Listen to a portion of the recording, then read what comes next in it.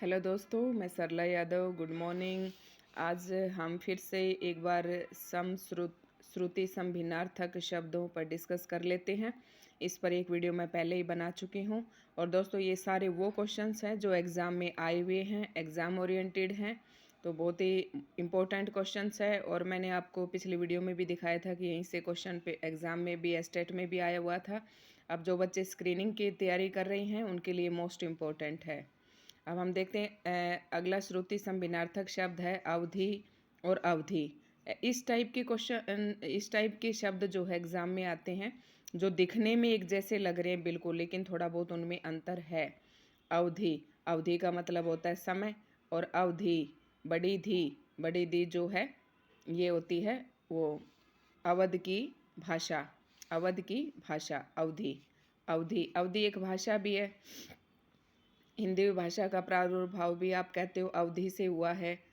ठीक है, तो ऐसे आपको याद करने का ये ट्रिक ये बना सकते हो कि अवधि अवधि की जो भाषा बड़े क्षेत्र पर बोली जाती है, तो अवधि में बड़ी की मात्रा और समय छोटा सा होता है, तो ये छोटा भी होता है और बड़ा भी होता है, लेकिन आप यहाँ पर हिंट बना सकते हैं इसके लिए। तो अवधि समय के लिए। आरती आरती आरती आरती, तो आरती, छोटी आरती का मतलब होता है दुख, और बड़ी आरती का मतलब होता है धूप दीप। इस तरह से याद रख सकते हैं। आहुति, आहुति और आहूत। आहूत का मतलब होता है निमंत्रण, और आहुति का मतलब होता है होम। हम हवन वगैरह करते हैं जब कहते हैं ना आहुति डाल दो, और ये होता है आहूत, निमंत्रित। नेक्स्ट है आसन और आसन। आसन और आसन। आसन का मतलब है बैठना, और आसन का मतलब है निकट। जब हम कोई ऐसे डायग्राम बनाते हैं, मैथ हिंदी मीडियम से पढ़ा हो तो ये और ये जो भुजाएं हैं ये आसन भुजाएं हैं, ये और ये भुजाएं जो हैं ये आसन भुजाएं हैं। तो आसन का मतलब होता है निकट। आवास और आभास। आवास का मतलब सबको पता है, घर होता है। और आभास का मतलब होता है मुझे आभास हो रहा है कि कोई आने वाला है, या कुछ इस तरह झलक। इसका सही आंसर ये हो जाएगा। आवास का मतलब मकान और आभास का मतलब झलक। नेक्स्ट है आभरण और आमरण। आभरण अलंकार, आभूषण, और आमरण है मरण तक, मतलब मृत्यु तक। नेक्स्ट है आर्त और आर्द्र। आर्त और आर्द्र। आर्त का मतलब होता है दुखी, और आर्द्र का मतलब है गीला। आर्द्र का मतलब है गीला। कहते हैं ना आर्द्र भूमि, आर्द्र भूमि, शुष्क भूमि। तो आप इस तरह से इसको याद रख सकते हैं, ये आर्द्र है। उद्दत और उद्धत। उद्धत, उद्दत, उद्यत। अब ये देखिए उद्दत, उद्धत ध है नीचे, तो उद्धत किसी भी उद्दंड, इसका हो जाएगा उद्दंड। और उद्यत तैयार, इसका ये मतलब होता है। ये बहुत इंपॉर्टेंट है एग्जाम के व्यू से। अब नेक्स्ट है रित और ऋतु। रित का मतलब होता है सत्य, और ऋतु का मतलब होता है मौसम। बहुत इंपॉर्टेंट है रित सत्य, याद रखना। रित सत्य, ऋतु, ऋतु का तो सबको पता है, बस रित का याद रखना है, सत्य। कुल, कुल, कुल मतलब कौन से कुल में पैदा हुए हो, कहते हैं ना ऐसे कुल। कुल का मतलब वंश, और कुल का मतलब किनारा। ऐसे याद रख सकते हैं आप। कंगाल और कंकाल। कंगाल, अरे तूने तो मुझे कंगाल ही कर दिया।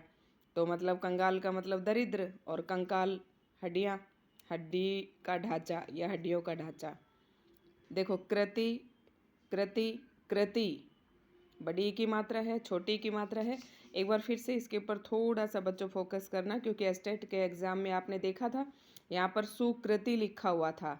इसका हम ये देख लेते हैं होगा क्या। इसका आ जाएगा पहली कृति रचना, और दूसरी कृति का मतलब है निपुण। यहाँ पर लिखा हुआ था सुकृति, सुकृति देकर पूछा गया था। सुकृति का मतलब, और सामने लिख दिया था भाग्यवान, तो वो नहीं था उसका। सुकृति या कुछ भी लगा दे इसके सामने। तो आपको ऐसे याद रखना है कि ये कृति, कहते हैं ना हम, ये किसकी कृति है, किसकी रचना है। हिंदी वालों को तो पता ही होता है। तो कृति का मतलब रचना, और कृति, निपुण, बहुत इंपॉर्टेंट है। नेक्स्ट है कांति और क्रांति, सबको पता है कांति, तेरे तो चेहरे की कांति जाती रही, चमक, और क्रांति उलटफेर। नेक्स्ट है कली, कली, कली, कली का मतलब होता है कलियुग। अब आप इसको ध्यान कैसे रखेंगे, क्योंकि जब हम कलियुग लिखते हैं तो छोटी ली आती है, और ये बड़ी बड़ी जो ई आएगी वो अधखिला फूल होगा, उस कली का मतलब होगा अधखिला फूल। ध्यान रखना बस आपको, अगर ये दोनों का पेयर एग्जाम में आता है तो आपको इतना ध्यान रखना है, कली, कली, कली तो वैसा ही लिखा जाएगा जैसे कलियुग में लिखा जाता है, कलियुग जो शब्द लिखते हैं हम उसमें लिखा जाता है, और बड़ी कली ई की मात्रा जिसमें है उसका हो जाएगा अधखिला फूल। मोस्ट इंपॉर्टेंट है नेक्स्ट कपिस और कपीश, कपिस, कपीश। देखिए छोटे कपिस, छोटे में एक एक मात्रा का फर्क है, बहुत इंपॉर्टेंट क्वेश्चन है, कई बार एग्जाम में पूछा जाता है। तो कपिस का मतलब है मटमैला और कपीश का मतलब है वानरों का राजा। आप सबको इसका मीनिंग पता है, लेकिन फिर भी आप एग्जाम में जब आएगा तो कंफ्यूज हो जाओगे कि किसकी छोटी की मात्रा वाला कौन सा था, बड़ी की मात्रा वाला कौन सा था। तो मैं बता देती हूँ, वानरों का राजा आप हनुमान जी से याद रखना, बहुत बलिष्ठ हैं, बहुत बड़े हैं, वो चाहते हैं जब अपना रूप बहुत बड़ा कर लेते हैं, लंका को जलाया था जब किया था ना, ऐसे। तो बड़ी ई की मात्रा वाला कपिस। कुछ और कूच, कुछ और कूच, कुछ, कुछ का मतलब होता है स्तन और कूच का मतलब होता है प्रस्थान। इस कूच को कैसे याद रखोगे, सेना यहाँ से कूच कर गई, उसकी महाराणा प्रताप की सेना अभी कूच करने वाली थी, और कुछ ये स्तन। नेक्स्ट है कटिबंध और कटिबद्ध, बद्ध का मतलब होता है तैयार रहना, बद्ध का मतलब होता है तैयार रहना, और बंध का मतलब बांधना। तो ये है, पहले कटिबंध का मतलब है कमरबंद, और कटिबद्ध का मतलब होता है तैयार रहना या तत्पर रहना। नेक्स्ट है छात्र और छात्र, क्षात्र, क और श, इसमें ये अक्षत्रिय जो है ये बनता है हमारा क और श को मिलाकर, क और श को मिलाकर बनता है, तो इसके साउंड आती है, क की भी आती है इसका जब उच्चारण करते हैं तो। छात्र, छात्र का मतलब होता है विद्यार्थी, क्षात्र का मतलब होता है क्षत्रिय, क्षत्रिय।